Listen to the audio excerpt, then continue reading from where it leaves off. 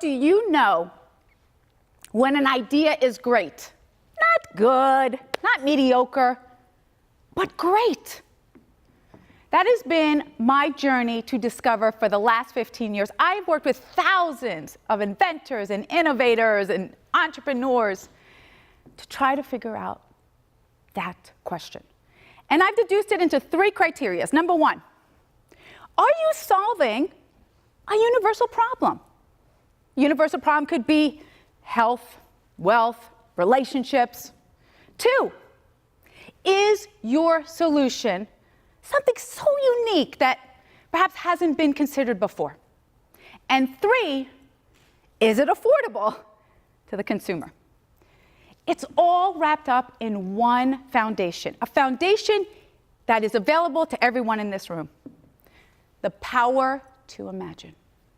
You see, the power of imagination opens up endless opportunities for solutions, allows us to think out of the box, helps us figure out what may not be seen. And yet, there is more imagination in an average 3-year-old than in people in this room.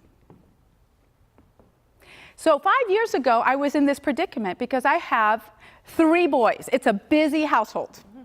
And at the time, I had a 9-year-old, a 6-year-old, and a 3-year-old. Kaylin, my 9-year-old, has autism, high functioning. But as a result, we were fighting back and forth about his food. He only wanted 1 or 2 types of food all the time. And it was affecting his nutrition. And conversations would go like this: Kaylin, stop eating the lollipops, because he liked lollipops. And he'd say, Mom, I want the lollipops. And I'd say, no, you can't have it. And he'd say, Mom, I need them. And I'd say, no, you can't have them. And then he'd cry, and I'd say, yes, you can have them. Because if you're a parent, you know what that looks like. And then I thought, I've got to figure out a solution, but I didn't have one. So I went to bed and I said, power of imagination, help me. And as I was tossing and turning, I figured it out. I woke up and I got it. I didn't want to fight anymore about the lollipop. Why couldn't we as a family create a healthy lollipop? Not lolly bad, but lolly good. And so lolly good began. The idea of infusing nutrition, fiber, protein, probiotics into the lollipop.